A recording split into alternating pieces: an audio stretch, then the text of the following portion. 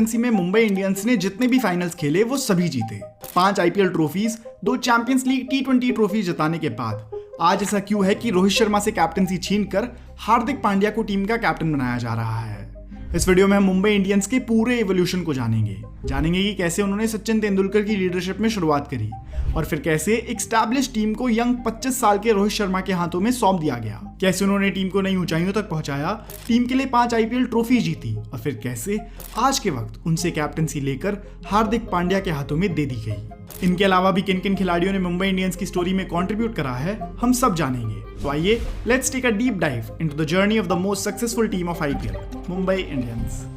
2008 IPL season. Mumbai Indians की performance IPL के inaugural season में कुछ ज्यादा अच्छी नहीं थी। उनकी स्क्वाड की बात करें तो उनके पास महान सचिन तेंदुलकर थे जो उस टीम के कैप्टन भी बने।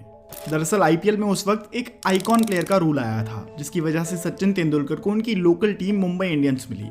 उनके अलावा मुंबई इंडियंस में बैट्समैन सनत जयसूर्या, अजिंक्य रहाणे और रॉबिन उथप्पा भी थे। साथ ही बॉलिंग में थे spin wizard Harbhajan Singh, Shaun Pollock, DJ Bravo, Lasith Malinga और अजीत अगरकर जैसे क्वालिटी बॉलर्स। मुंबई इंडियंस ने अपने पहले साल में टीम को काफी स्ट्रॉन्ग और बैलेंस्ड बनाया, लेकिन वो जवाब में उन्हें डिजायर्ड रिजल्ट नहीं दे पाई। सीजन की शुरुआत में ही उनके मेन खिलाड़ी और कैप्टन सचिन तेंदुलकर इंजर्ड हो गए, जिस वजह से हरभजन सिंह को टीम का नया कैप्टन बनाया गया। भज्जी की कैप्टनशिप में टीम की शुरुआत बिल्कुल भी अच्छी नहीं हुई, जहां वो अपने शुरू के 4 मैचेस हार गए। एमआई की किस्मत उस सीजन बुरी तो थी ही, लेकिन तब और बुरी हो गई जब किंग्स 11 पंजाब के खिलाफ एक मैच में हरभजन सिंह और श्रीसंत की लड़ाई हो गई, जिसमें हरभजन ने श्रीसंत को ग्राउंड पे ही थप्पड़ मार दिया। पहले ही सीजन में इतनी बड़ी कंट्रोवर्सी एमआई के लिए एक बहुत डिसअपॉइंटिंग स्टार्ट थी।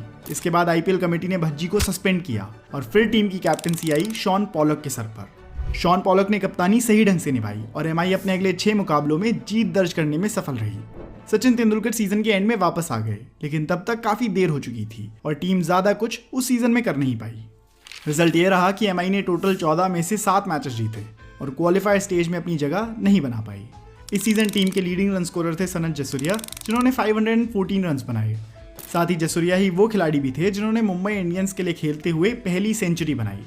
ऐसा उन्होंने सीएसके के खिलाफ खेलते हुए करा था, जहां उन्होंने नॉट आउट 114 रन बनाए। और इंटरेस्टिंग फैक्ट यह है कि मुंबई इंडियंस के लिए आज भी हाईएस्ट इंडिविजुअल स्कोर है। आशीष नेहरा 12 विकेट्स के साथ टीम के लीडिंग विकेट टेकर बने। 2009 आईपीएल सीजन। 2009 का आईपीएल सीजन इलेक्शंस की वजह से साउथ अफ्रीका शिफ्ट हुआ और वो पूरा वहीं पे हुआ। सीजन के शुरू होने से पहले एमआई ने रॉबिन उथप्पा को जहीर खान से ट्रेड कर लिया और आशीष नेहरा को शिखर धवन से। शॉन पॉलक, जिनके अंडर एमआई ने पिछले सीजन एक भी मैच नहीं हारा था, वो एक सीजन खेलकर ही रिटायर हो गए। लेकिन मुंबई इंडियंस के लिए खुशखबरी ये थी कि लसित मलिंगा, जो पिछले सीजन इंजरी की वजह से बाहर बैठे हुए थे, वो इस सीजन वापसी कर रहे थे। इस सीजन में टीम को जेपी डुमिनी ने भी ज्वाइन करा, जो आगे चलकर टीम के लीडिंग रन स्कोरर भी बनने वाले थे। इस सीजन अनफॉर्चुनेटली टीम के ज्यादातर प्लेयर्स फॉर्म में नहीं थे और केवल जेपी डुमिनी, सचिन तेंदुलकर और लसित मलिंगा ही अच्छी परफॉर्मेंस दे पा रहे थे। एमआई ने अपने 14 लीग मैचेस में से केवल 5 मैचेस जीते और टेबल में 7th पोजीशन पर फिनिश करा। पिछले सीजन बदकिस्मती से और इस सीजन प्लेयर्स के आउट ऑफ फॉर्म होने से मुंबई इंडियंस डिसअपॉइंटिंगली सीजन एंड करती है। इस सीजन एमआई के लिए लीडिंग रन स्कोरर थे जेपी डुमिनी, जिन्होंने 372 रन बनाए। साथ ही लीडिंग विकेट टेकर थे लसित मलिंगा, जिन्होंने 18 विकेट्स ली। 2010 आईपीएल सीजन। 2010 के आईपीएल सीजन में मुंबई इंडियंस ने कैरेबियन ऑलराउंडर केरन पोलार्ड को अपनी टीम में जोड़ा और ये आप और मैं दोनों ही जानते हैं कि वो आगे चलकर टीम के लिए सबसे ज्यादा इंपॉर्टेंट प्लेयर बनने वाले थे। इस सीजन में मुंबई ने उन सभी गलतियों को सुधारा जो उन्होंने पिछले सीजन्स में की थी। कैप्टन सचिन तेंदुलकर मुंबई के लिए हर मैच में कंट्रीब्यूट कर रहे थे और हरभजन सिंह और सौरभ तिवारी के कंट्रीब्यूशन से मुंबई इंडियंस ने टेबल के टॉप पे फिनिश किया। दिल्ली कैपिटल्स के खिलाफ खेलते हुए एक मैच में केरन पोलार्ड ने 13 बॉल्स में 45 रन जड़ दिए, जहां इन्होंने 346 के स्ट्राइक रेट से बैटिंग करी। मुंबई इंडियंस के लिए किसी भी बैट्समैन का एक इनिंग में ये आज तक सबसे ज्यादा स्ट्राइक रेट है। इसमें पोलार्ड ने 2 चौके और 5 छक्के लगाए थे। उस सीजन इतनी घातक फॉर्म में होना मुंबई को ऑलरेडी टूर्नामेंट फेवरेट्स बना चुकी थी और सभी को यही लग रहा था कि सचिन तेंदुलकर उस सीजन आईपीएल की ट्रॉफी जरूर उठाएंगे। नॉकआउट शुरू होते हैं और मुंबई इंडियंस का पहला सेमीफाइनल मैच आरसीबी के खिलाफ होना था और जो सबको एक्सपेक्टेड था वही हुआ। मुंबई वो मैच 15 रन से कंफर्टेबली जीत गई। केरन पोलार्ड को उनकी बेहतरीन ऑलराउंडर परफॉर्मेंस के लिए मैन ऑफ द मैच चुना गया। उस सीजन वो मुंबई के लिए सचिन के साथ हर मैच में कंट्रीब्यूट करते हुए नजर आ रहे थे। अब मुंबई इंडियंस फाइनल्स में पहुंच गई, जहां उनका सामना होना था एमएसडी की चेन्नई सुपर किंग्स से। उस पूरे मैच में सीएसके ने मुंबई इंडियंस को आउटप्ले किया और मुंबई वो फाइनल बस 22 रन से हार गई। मगर टीम मैनेजमेंट और बाकी प्लेयर्स ज़्यादा हताश नहीं थे, क्योंकि उन्हें पता था कि उन्होंने बाकी 2 सीजन्स के मुकाबले अपने इस सीजन में बेस्ट क्रिकेट खेला है। इस सीजन में सचिन तेंदुलकर की बैटिंग परफॉर्मेंस के बारे में अलग से बात करना ज़रूरी बन जाता है। सचिन तेंदुलकर ने सीजन में 618 रन बनाए और इसी के साथ वो सीजन के हाईएस्ट रन गेटर थे, जहां उन्होंने ऑरेंज कैप भी अपने नाम करी। यहाँ नोट करने वाली बात यह भी है कि ये आज तक का एक लौता सीजन रहा जिसमें मुंबई इंडियंस के किसी प्लेयर ने सीजन एंड में ऑरेंज कैप अपने नाम करा हो।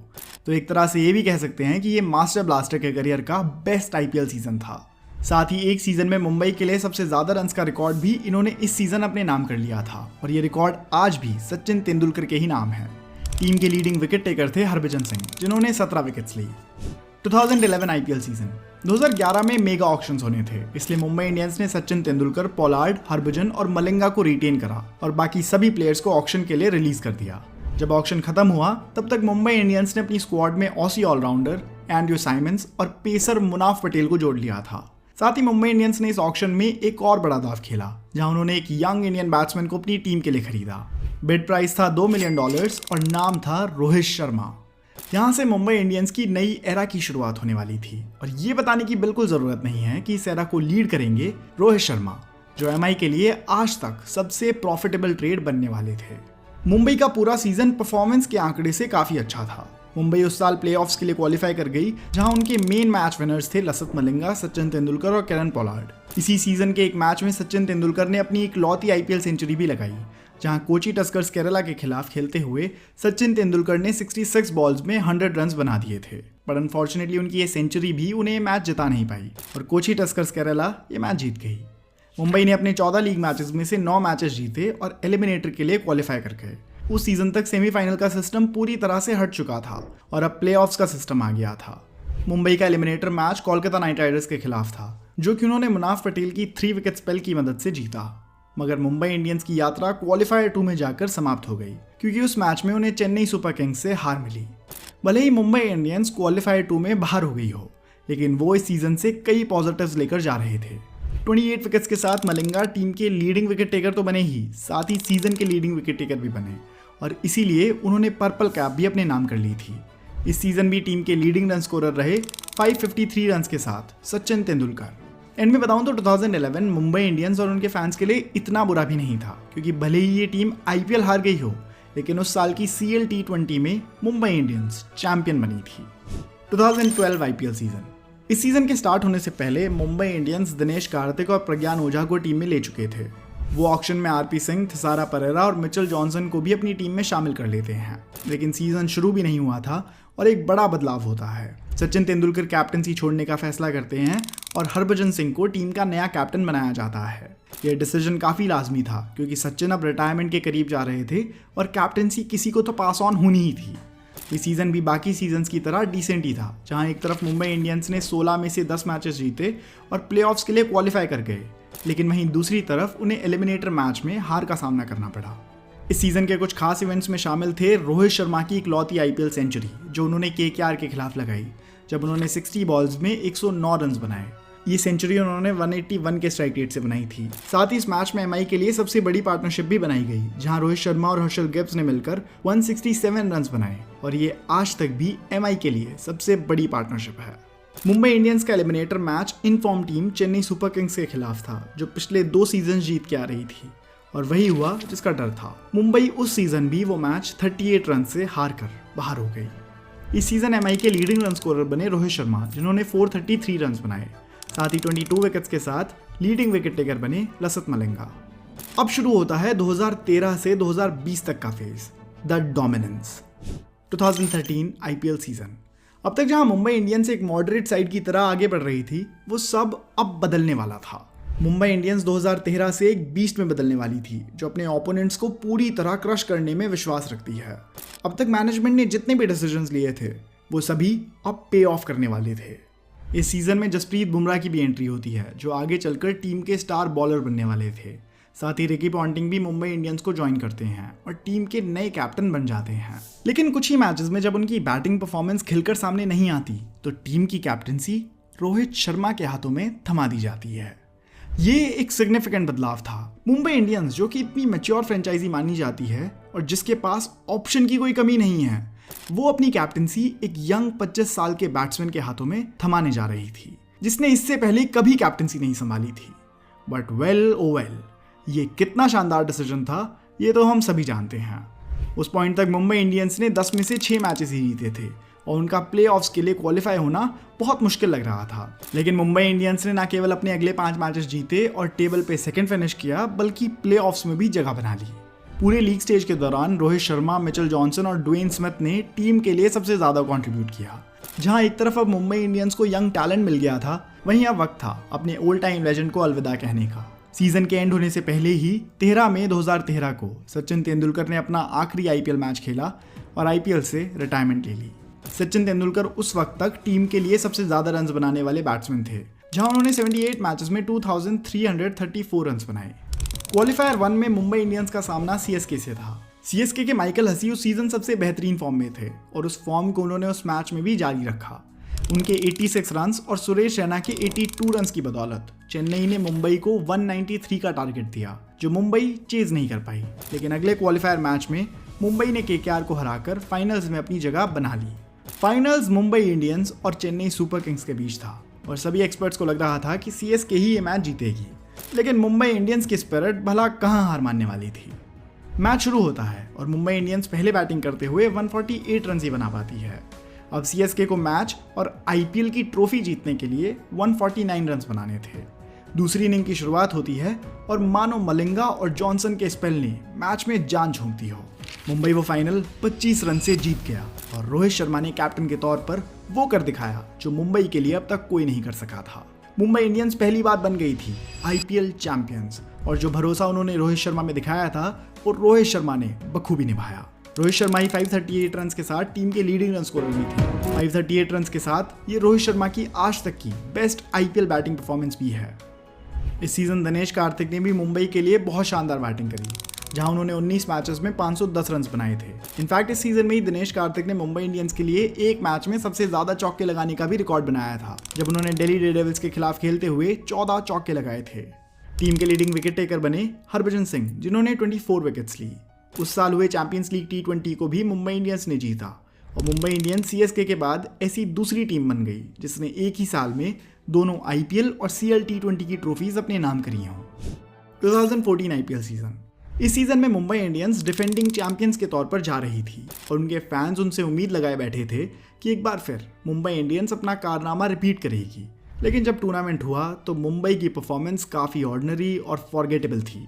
पहले तो अपने शुरू के 5 मैचेस में एमआई को हार का सामना करना पड़ा और अब प्लेऑफ्स के लिए क्वालिफाई करने की चांसेस भी काफ़ी कम हो गई थी।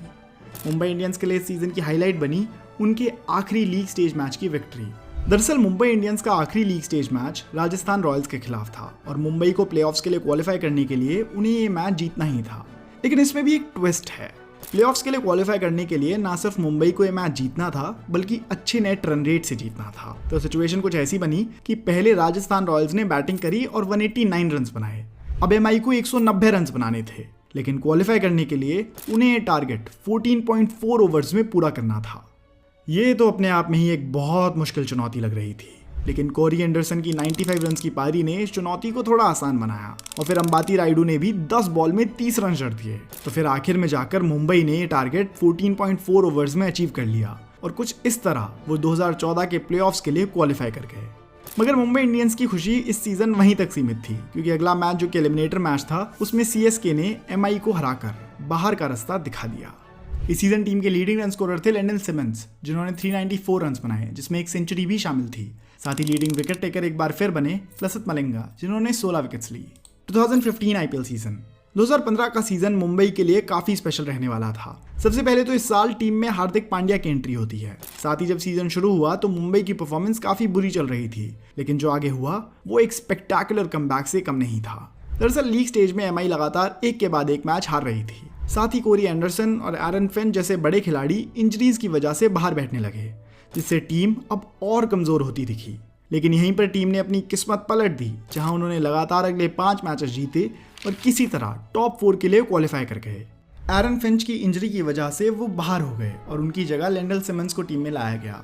और अब पता चला कि ये वही कड़ी थी जो टीम में जुड़ नहीं रही थी, क्योंकि लेंडल सिमंस आए तो ऐसा आए कि उन्होंने 13 मैचेस में 540 रन बना दिए, जिससे वो एमआई की तो लीडिंग रन स्कोरर बने ही, साथ ही टूर्नामेंट के भी सेकंड हाईएस्ट रन गेटर बन गए।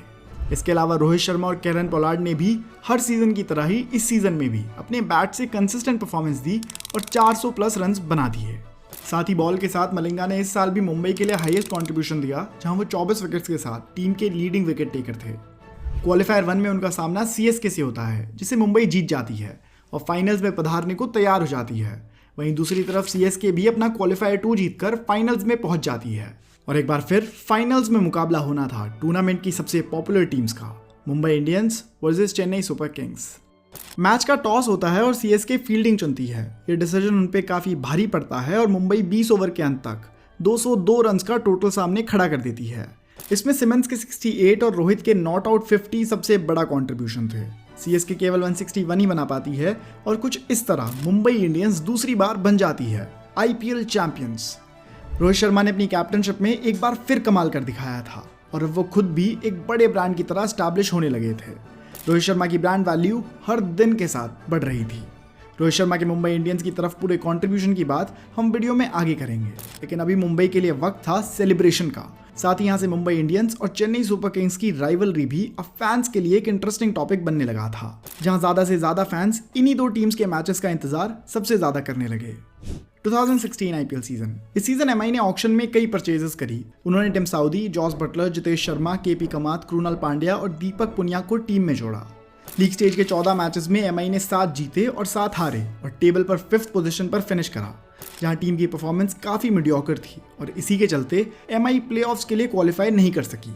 हम सब जानते हैं कि ये सीजन विराट कोहली और आरसीबी का था, तो इस सीजन हमें एमआई की तरफ से ज्यादा कुछ देखने को नहीं मिला।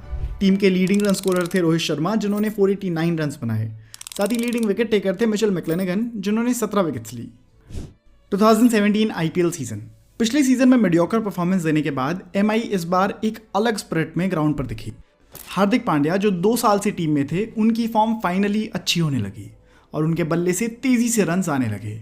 In fact rising Pune super giants के खिलाफ खेलते हुए हार्दिक ने एक ही ओवर में 28 रन बना दिए थे, जो उस सीजन के एक ओवर में सबसे ज्यादा रन का रिकॉर्ड था। इसी सीजन में मुंबई इंडियंस ने अपनी सबसे ज्यादा मार्जिन के साथ जीत दर्ज करी, जहां उन्होंने दिल्ली डेयरडेविल्स को 146 रन से हराया। इस मैच में एमआई ने पहले बैटिंग करते हुए 212 रन बनाए और फिर दिल्ली को सिर्फ 66 रन पर ही ऑल आउट कर दिया। इस सीजन के 17 मैचेस में से 12 मैचेस जीतकर एमआई ने टेबल के टॉप पर फिनिश किया। लीग स्टेज का एक इंटरेस्टिंग मुकाबला हुआ आरसीबी के खिलाफ, जहां आरसीबी ने पहले बैटिंग करी और 142 रन बनाए, जिसमें विराट कोहली का 62 हाईएस्ट कंट्रीब्यूशन था। लेकिन जब मुंबई की बैटिंग आई तो मुंबई ने शुरू में ही अपनी एक के बाद एक विकेट्स खोनी शुरू कर दी और कुछ ही देर में एमआई की 5 विकेट्स गिर गई और अब स्कोर था 33 फॉर 5 विकेट्स। जीतने के लिए चाहिए थे 109 रन और क्रीज पर थे पोलार्ड। यहीं पर पोलार्ड की सबसे बेहतरीन आईपीएल नॉक देखने को मिली, जहां उन्होंने चेज की पूरी जिम्मेदारी लेते हुए अपनी पावर हिटिंग के जलवे बिखेरने शुरू कर दिए और 47 बॉल्स में 70 रन बनाकर एमआई को चेज पूरा करने में मदद करी। बाजी ऐसी पलटी कि मुंबई इंडियंस इस मैच को 19 ओवर्स में ही जीत गई। ऐसा ही एक इंटरेस्टिंग मैच हुआ गुजरात लायंस के खिलाफ, जहां दोनों टीम्स ने 153 रन बनाए और मैच टाई हो गया। अब बारी थी सुपर ओवर की। सुपर ओवर में पहले मुंबई इंडियंस ने बैटिंग करी और सिर्फ 11 रन बनाए। इतने कम रन डिफेंड करना एक मुश्किल चुनौती थी और ऐसे में गेंद थमाई गई जसप्रीत बुमराह के हाथों में। ये बुमराह के लिए एक शाइनिंग मोमेंट थी। ये उनके लिए एक बहुत बड़ी अपॉर्चुनिटी थी, जहां मिचेल मैक्लेनेगन और मलिंगा जैसे एस्टैब्लिश्ड बॉलर्स के होते हुए कैप्टन रोहित शर्मा उन पर भरोसा दिखा रहे थे। ओवर शुरू होता है, बट ये क्या, पहली ही डिलीवरी और एम्पायर का सिग्नल नो बॉल। अगली बॉल लेग बाय और फिर वाइड। एमआई की उम्मीदें टूटने लगी थी, लेकिन तभी बुमराह ने अगली 5 बॉल्स ऐसी डाली कि सिर्फ 3 ही रन आ पाए और मुंबई इंडियंस इस मैच को जीत गई। यही पहला ऐसा मैच भी बना जिसको मुंबई इंडियंस ने एक सुपर ओवर से जीता था। लेकिन इस सीजन मुंबई इंडियंस के लिए सबसे बड़ा challenge rising Pune super giants थी। लीग मैचेस में एमआई दोनों बार आरपीएस से हार गई और क्वालिफायर 1 में भी अनफॉर्चुनेटली कुछ ऐसा ही हुआ। क्वालिफायर 2 हुआ और मुंबई इंडियंस ने केकेआर को 6 विकेट से हराकर अपनी जगह किसी तरह फाइनल्स में बना ली। फाइनल्स के लिए स्टेज सेट हो चुका था। राइजिंग पुणे सुपर जायंट्स के खिलाफ थी मुंबई इंडियंस। भले ही मुंबई इंडियंस और उसके प्लेयर्स ने कितना भी अच्छा परफॉर्म करा हो, लेकिन उस सीजन आरपीएस के खिलाफ 3 कॉन्जिक्यूटिव हार के सामने उनका मामला थोड़ा फीका लग रहा था। ऊपर से एक ऐसा फैक्ट भी था कि उस सीजन तक जो भी टीम लीग स्टेज में टेबल पर टॉप करती थी उसने कभी आईपीएल फाइनल नहीं जीता था। तो राइजिंग पुणे सुपर जायंट्स सबको एक प्रोबेबल विनर नजर आ रही थी, बट जो उस फाइनल में हुआ वो किसी ने इमेजिन नहीं किया था। मुंबई इंडियंस ने टॉस जीतकर बैटिंग करने का फैसला करा, लेकिन बैटिंग उनसे ज्यादा कुछ खास हो नहीं पाई। शुरू के विकेट जल्दी गिरने लगी। कृणाल पांड्या के 47 रन की बदौलत टीम ने किसी तरह 129 रन का टोटल खड़ा किया। मुंबई को अपना तीसरा आईपीएल टाइटल जीतने के लिए 129 रन डिफेंड करने थे। चेस शुरू होता है और देखते ही देखते कारवां लास्ट ओवर तक पहुंच जाता है, जहां लास्ट ओवर में आरपीएस को जीत के लिए 11 रन चाहिए थे। ये ओवर मिचेल जॉनसन को थमाया जाता है। ओवर की पहली ही बॉल पर जॉनसन एक चौका खाते हैं और अब जीत के लिए सिर्फ 7 रन चाहिए थे। इंटेंस सिचुएशन थी, लेकिन तभी मुंबई के लिए राहत आती है, जहां अगली 2 बॉल्स पर जॉनसन 2 विकेट्स निकालते हैं। अब 3 बॉल पर 7 रन चाहिए थे। अगली बॉल पर एक लेग बाय का रन आता है और उससे अगली बॉल पर 2 रन आते हैं। अब मैच आ गया था आखिरी बॉल पर। आप खुद भी इमेजिन कर सकते हो कि इस वक्त पर सिचुएशन कितनी टेंस रही होगी। लास्ट बॉल पर जीतने के लिए 4 रन चाहिए थे और स्टेक पर थी आईपीएल ट्रॉफी।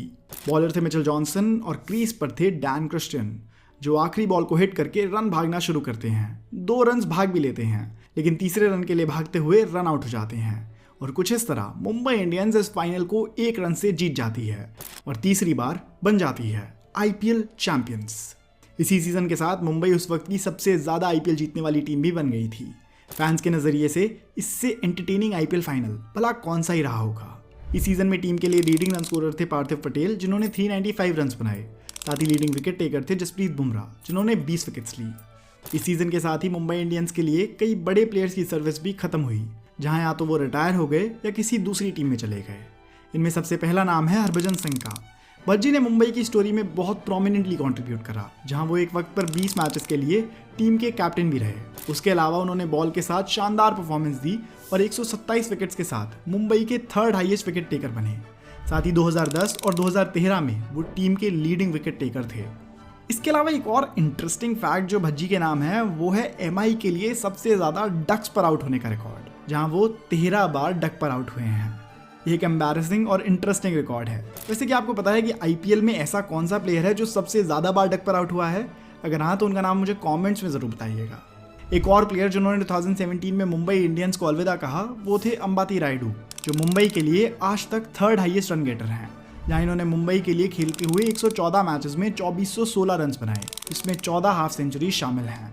अगले प्लेयर जिन्होंने मुंबई इंडियंस छोड़ी वो रहे लेंडल सिमंस, जो कि वक्त वक्त पर टीम के लिए बैट से कंट्रीब्यूट करते रहे, जहां उन्होंने 29 मैचेस में 1079 रन बनाए, जहां इनका एवरेज था 39, जो कि टीम के लिए 2nd हाईएस्ट है।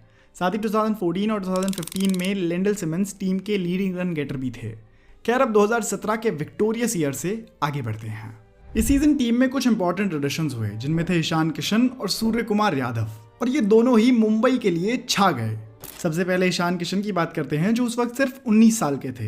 इन्होंने केकेआर के खिलाफ 17 बॉल्स में 50 बनाकर मुंबई इंडियंस को मैच जिताया। और सूर्य कुमार यादव के लिए ये उनका ब्रेक थ्रू सीजन था, जहां इन्होंने 512 रन बनाए और टीम के लीडिंग रन स्कोरर बने।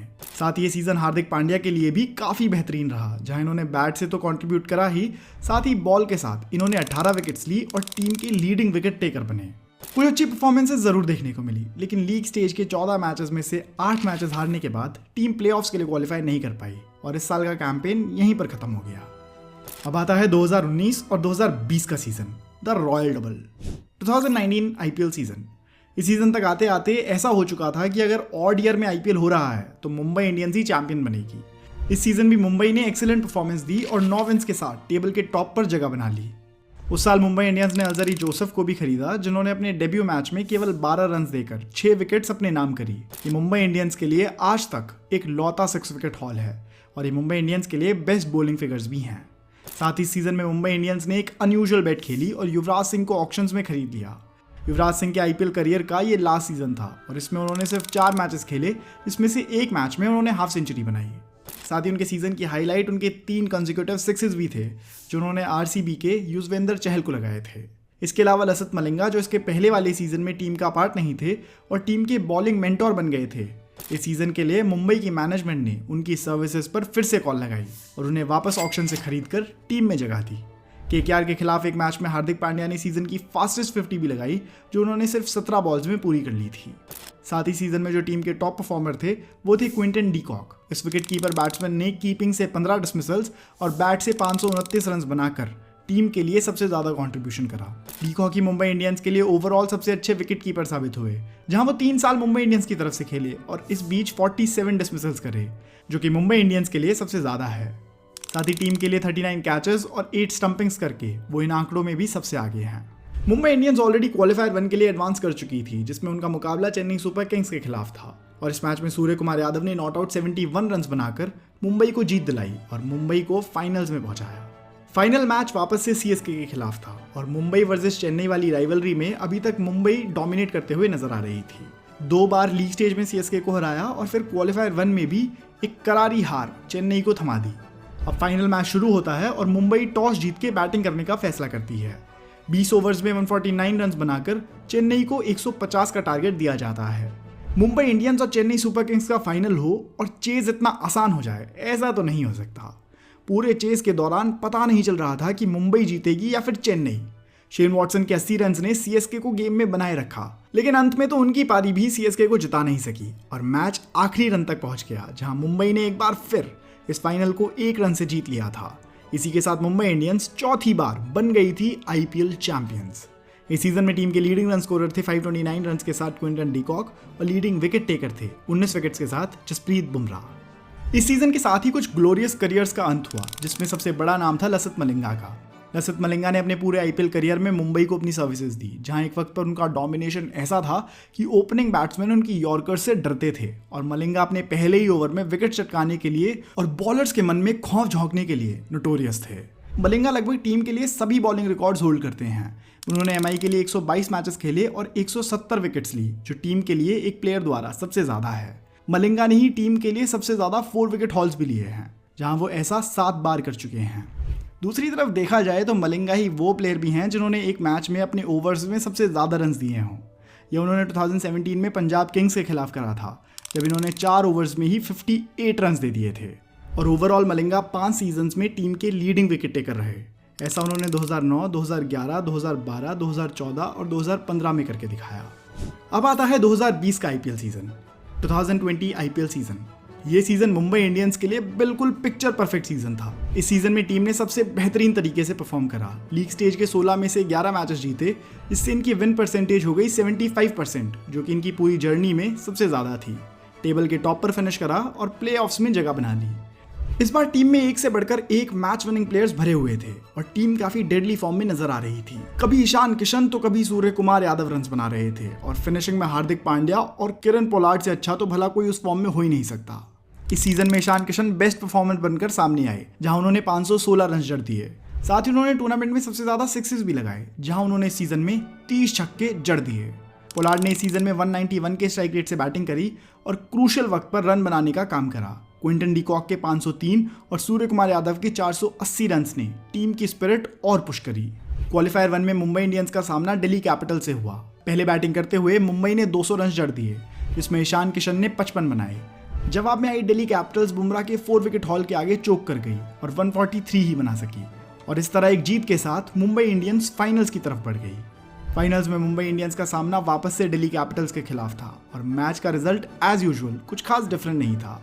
अपने उस डेडली फॉर्म को एमआई ने उस मैच में भी कंटिन्यू रखा और 5वीं बार आईपीएल का खिताब अपने नाम करा। इस मैच में रोहित शर्मा ने हाफ सेंचुरी लगाई और ऐसा दूसरी बार हो रहा था जब उन्होंने एक आईपीएल फाइनल में हाफ सेंचुरी बनाई हो। इसके पहले 2015 में सीएसके के खिलाफ भी वो ऐसा कर चुके थे। ये सीजन मुंबई इंडियंस और रोहित शर्मा दोनों के लिए ही बहुत स्पेशल था, क्योंकि इस बार मुंबई इंडियंस ने 5वीं आईपीएल ट्रॉफी जीती और ऐसा करने वाली वो सबसे पहली टीम बनी। 2020 में ट्रॉफी जीतकर मुंबई इंडियंस पहली ऐसी टीम भी बन गई जिसने अपना आईपीएल टाइटल सक्सेसफुली डिफेंड करा हो। साथ ही इसी सीजन में रोहित शर्मा ने भी अपने 5000 आईपीएल रन पूरे करे। उस सीजन मुंबई इंडियंस की तरफ से सबसे ज्यादा रन ईशान किशन ने बनाए थे, जो थे 516 रन, और सबसे ज्यादा विकेट्स जसप्रीत बुमराह ने ली थी, जो थी 27 विकेट्स। ये जसप्रीत बुमराह के करियर का भी बेस्ट सीजन था, क्योंकि उन्होंने एक सीजन में इतनी विकेट्स पहले कभी नहीं ली थी। साथ ही इसी सीजन उनके 2 4 विकेट हॉल्स भी आए। ऑल इन ऑल आसान भाषा में कहा जाए तो ये मुंबई इंडियंस के लिए एक ड्रीम सीजन था, जहां उन्हें अपनी 5वीं आईपीएल ट्रॉफी भी मिली और कई ऐसे प्लेयर्स भी खेल कर आए जो फ्यूचर में टीम को आगे ले जा सकते हैं। लेकिन आपको कैसा लगेगा अगर मैं कहूं कि शायद ये मुंबई इंडियंस के लिए उनके सुनहरे सफर का एक अंत भी था? क्योंकि इसके बाद उनका सूरज ढलने लगा। जहां इंडिविजुअल परफॉर्मेंसेस तो देखने को मिली, पर टीम का लक अब रन आउट हो गया था। कहानी आगे देखिए, आप खुद समझ जाएंगे। 2021 आईपीएल सीजन 2021 के ऑक्शन में मुंबई इंडियंस ने कई प्लेयर्स को टीम में जोड़ा, जिससे Nathan Coulter-Nile, Piyush Chawla, Marco Jansen और जेम्स नीशम। लेकिन इसी बीच उनकी टीम में एक और एडिशन था जिसकी सबसे ज्यादा चर्चा हुई, अर्जुन तेंदुलकर। जी हाँ, इस साल सचिन तेंदुलकर के बेटे अर्जुन तेंदुलकर को मुंबई इंडियंस ने अपनी टीम में शामिल करा, लेकिन प्लेइंग 11 में जगह बनाने के लिए अभी अर्जुन को और वक्त लगना था। मुंबई इंडियंस ने इस सीजन के 14 लीग स्टेज मैचेस में से 7 मैचेस जीते और 7 मैचेस हारे, और इसी वजह से टीम ने टेबल में 5th पोजीशन पर फिनिश किया। इस सीजन टीम ने एक मैच में अपना सबसे बड़ा टोटल खड़ा किया, जहां एसआरएच के खिलाफ खेलते हुए मुंबई इंडियंस ने 235 रन बनाए। इस मैच में ईशान किशन ने 32 बॉल्स में 84 रन बनाए। साथ ही सूर्य कुमार यादव ने 42 बॉल्स में 82 रन। इस सीजन टीम के लीडिंग रन स्कोरर रहे रोहित शर्मा, जिन्होंने 381 रन बनाए। साथ ही लीडिंग विकेट टेकर रहे 21 विकेट्स के साथ जसप्रीत बुमराह। इस सीजन के साथ ही हार्दिक पांड्या का सफर मुंबई इंडियंस के साथ खत्म होता हुआ दिखा और अब वो गुजरात टाइटंस चले गए, जहां वो टीम के कैप्टन बने। हार्दिक पांड्या और मुंबई इंडियंस की स्टोरी के बारे में भी बात करना जरूरी बन जाता है, क्योंकि उन्होंने पूरे समय टीम के लिए क्रूशियल ओवर्स में आकर इंपॉर्टेंट रन बनाने का काम करा है। हार्दिक को जहां 2015 में स्काउट करके टीम में जोड़ा गया था, वो इस तरह ग्रो हुए कि आज इंडियन क्रिकेट का एक इंपॉर्टेंट हिस्सा बन चुके हैं। उन्होंने मुंबई इंडियंस के लिए 92 मैचेस खेले, जहां उन्होंने 1476 रन बनाए और 42 विकेट्स ली, और ना जाने कितनी ही बार फंसे हुए मैचेस से मुंबई को विक्ट्री की तरफ आगे बढ़ाया। 2022 आईपीएल सीजन। अभी कुछ वक्त पहले मैं कह रहा था ना कि मुंबई इंडियंस का सूरज अब ढल गया है, वो मैं इसी सीजन के कॉन्टेक्स्ट में कह रहा था। ये सीजन मुंबई इंडियंस के लिए वर्स्ट परफॉर्मिंग सीजन था। 14 में से 10 मैचेस हार कर मुंबई इंडियंस ने टेबल के बॉटम पे फिनिश किया, 10th पोजीशन। ऐसा सीजन के पहले कोई इमेजिन भी नहीं कर सकता था। जो टीम अभी कुछ वक्त पहले ही अपना 5वां आईपीएल टाइटल जीती थी, उसकी परफॉर्मेंस इतनी गिर जाएगी कि वो 10th पोजीशन पे फिनिश करेगी। Mumbai Indians was disappointed and so were the fans. इस सीजन में टीम के पास ना तो मलिंगा थे, ना ही पांड्या ब्रदर्स की जोड़ी। ईशान किशन को वापस ऑक्शन में खरीदा गया। साथ ही टीम में नए यंगस्टर्स आए, जैसे तिलक वर्मा, टिम डेविड और फिन एलन। इस सीजन टीम के लीडिंग रन स्कोरर थे 419 रन के साथ ईशान किशन, और leading wicket taker as usual Jasprit Bumrah. दोस्तों, में जसप्रीत बुमराह की भी बात कर लेनी चाहिए। इस सीजन बुमराह ने अपने बेस्ट बॉलिंग फिगर्स डाले, जहां उन्होंने केकेआर के खिलाफ 10 रन देकर 5 विकेट्स निकाली। मुंबई के लिए 120 मैचेस खेलकर बुमराह ने 145 विकेट्स निकाली, और ऐसा करके वो मलिंगा के बाद मुंबई इंडियंस के सेकंड हाईएस्ट विकेट टेकर बन गए। साथ ही बुमराह 5 सीजन्स में टीम के लीडिंग विकेट टेकर भी रहे हैं। ऐसा उन्होंने 2017, 2019, 2020, 2021 और 2022 में करके दिखाया। 2022 के सीजन के साथ ही एक ग्लोरियस करियर जिसका अंत हुआ, वो था किरण पोलार्ड का आईपीएल करियर। पोलार्ड ने 2022 में अपने आईपीएल करियर से रिटायरमेंट ले ली और 2010 से 2022 के सुनहरे सफर पर विराम लगाया। पोलार्ड ने मुंबई इंडियंस के लिए 189 मैचेस खेले, जिसमें उन्होंने 3412 रन बनाए और रोहित शर्मा के बाद टीम के सेकंड हाईएस्ट रन गेटर बन गए। साथ ही 223 सिक्सेस के साथ वो टीम के लिए सबसे ज्यादा छक्के मारने वाले खिलाड़ी भी बन गए। इसी के साथ उन्होंने 69 विकेट्स भी ली और टीम के लिए 5th हाईएस्ट विकेट टेकर भी बने। अगर कहा जाए तो पोलार्ड मुंबई इंडियंस के लिए सबसे क्रूशियल प्लेयर्स में से एक साबित हुए और उनकी 5 आईपीएल ट्रॉफीज को जिताने में इनका प्रोमिनेंट कंट्रीब्यूशन देखा गया। साथ ही पोलार्ड ने ही टीम में सबसे ज्यादा कैचेस भी पकड़े, जहां उन्होंने अब तक 103 कैचेस पकड़े हैं, और अपनी फील्डिंग से हमेशा ही ओपोनेंट्स के बीच फियर का माहौल बनाए रखा। पोलार्ड रहे मुंबई इंडियंस के लिए पिक्चर परफेक्ट ऑलराउंडर। अब आते हैं 2023 के आईपीएल सीजन पर। 2023 का आईपीएल सीजन काफी रिकॉर्ड ब्रेकिंग तो था ही in terms of viewership and competitiveness, लेकिन इस बार मुंबई इंडियंस ने भी एक सॉलिड कमबैक देने की कोशिश करी, जो काफी देखने लायक था। इस सीजन के शुरू होने से एंड तक टीम को काफी परेशानी का सामना करना पड़ा। पहले जसप्रीत बुमराह की इंजरी के चलते बाहर हो जाना, एंड देन बॉलिंग यूनिट में कोई ढंग का खिलाड़ी ना होना। इनके पास बुमराह के साथ साथ पहले की तरह पांड्या ब्रदर्स भी नहीं थे, और मलिंगा, पोलार्ड भी अब रिटायरमेंट ले चुके थे। इन शॉर्टजन बॉलर्स की वजह से मुंबई इंडियंस ने 5-5 आईपीएल ट्रॉफी जीती थी, वही गायब थे। मगर रोहित शर्मा और उनकी टीम ने हार नहीं मानी, और जो बॉलर्स इनके पास थे उन्हीं से मैच जीतने की कोशिश में लग गए। उनके पास इस बार एटलीस्ट पीयूष चावला जैसे एक्सपीरियंस स्पिनर थे, जिन्होंने उस सीजन एमआई के लिए काफ़ी कंट्रीब्यूट किया और टीम के लिए हाईएस्ट विकेट टेकर बने। इसके बाद मुंबई इंडियंस ने वो कर दिखाया जो बाकी टीम्स और फैंस को इम्पॉसिबल लग रहा था। वो खराब शुरुआत के बावजूद प्लेऑफ्स के लिए क्वालिफाई कर गए।